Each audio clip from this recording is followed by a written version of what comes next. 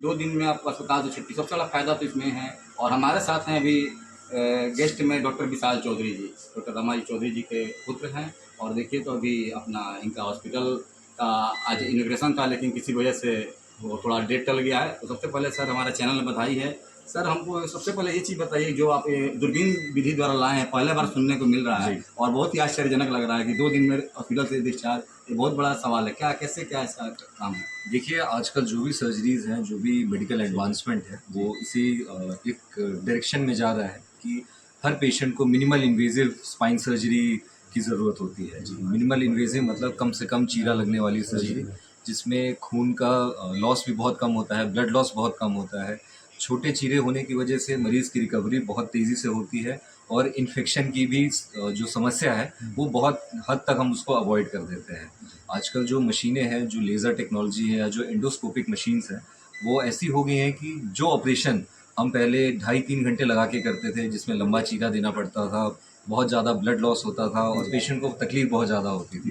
तो वो सारी चीज़ों को हम अवॉइड करने के लिए एक टेक्निक है डिस्टेंडो टेक्निक इन स्पाइन सर्जरी, जिसके द्वारा हम लोग दूरबीन से ही ऑपरेशन करते हैं और मात्र 2 सेंटीमीटर का चीरा लगता है और इसमें पेशेंट को वही रिजल्ट देते हैं जो एक ओपन सर्जरी के द्वारा दी जाती है। सर साइटिका और जो डिस्क है उसमें भी 2 ही सीएम का होता है, क्या चीज़ जी, है? ये जो डिस्टेंडो टेक्निक है या आसान भाषा में बोले जो दूरबीन द्वारा स्पाइन सर्जरी की जो टेक्निक है, ये मोस्टली सciatica के पेशेंट जिनमें डिस्क बढ़ने की वजह से नस दब जाता है, पेशेंट को पैर में झिंझनी होती है या चलने में बहुत ज़्यादा प्रॉब्लम होती है, तो वो सारी सर्जरीज़ हम दूरबीन से करते हैं।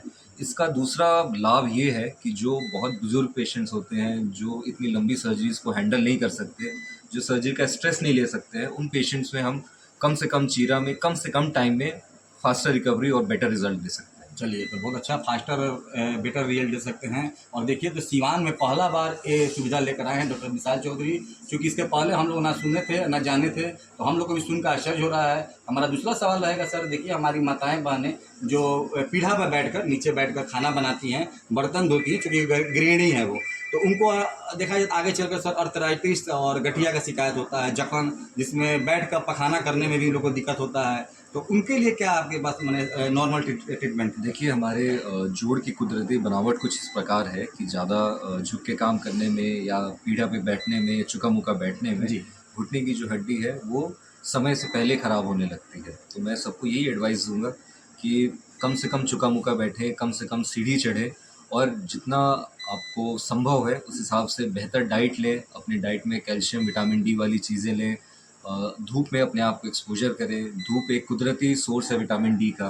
और सबको ये ध्यान देना चाहिए कि थोड़े बहुत कसरत करनी चाहिए, ना सिर्फ माताओं बहनों को, जितने पुरुष हैं, जो भी यंग इंडिविजुअल हैं या ओल्ड इंडिविजुअल हैं, उनको अपने दिनचर्या में एक्सरसाइज ज़रूर इनकॉर्पोरेट करना चाहिए। इसका फ़ायदा ये होता है कि आपके मसल स्ट्रेंथ मेंटेन रहती है, आपकी बोन स्ट्रेंथ मेंटेन रहती है। तो ये सारी चीज़ें जब शरीर जब मजबूत रहता है, जब हड्डियाँ मजबूत रहती हैं, मसल्स जब मजबूत रहते हैं, तो जोड़ पे कम स्ट्रेस पड़ता है। जी।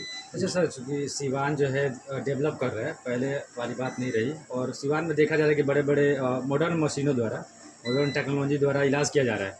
कहीं न कहीं आप भी जो चीज़ें ला रहे हैं सिवान में, क्या पूरे बिहार में पहली बार देखी जा रही है इस तरह की चीज़ें? और अभी भी सर सिचुएशन ऐसी बनी हुई है कि इलाज के अभाव में लोग गोरखपुर, पटना, दिल्ली, बड़े-बड़े शहरों में जा रहे हैं सर। क्या कारण रहा कि इस तरह देखिए, का? ये मिसकंसेप्शन है लोगों के दिमाग में कि जो इलाज पटना या गोरखपुर में होता है वो सिवान में नहीं हो सकता। जी। जो अभी टेक्निक्स हैं, जो एडवांसमेंट्स है या जो मेरी ट्रेनिंग हुई है, वो हर जो इंडिया के जाने माने सेंटर हैं, मैंने स्पाइन सर्जरी की टेक्निक जो है लीलावती हॉस्पिटल से सीखी है, या जो दूरबीन वाली टेक्निक है वो मैंने चंडीगढ़ से सीखी है। तो ये सारी चीज़ें मैं अपने हॉस्पिटल में ही स्टार्ट किया है मैंने।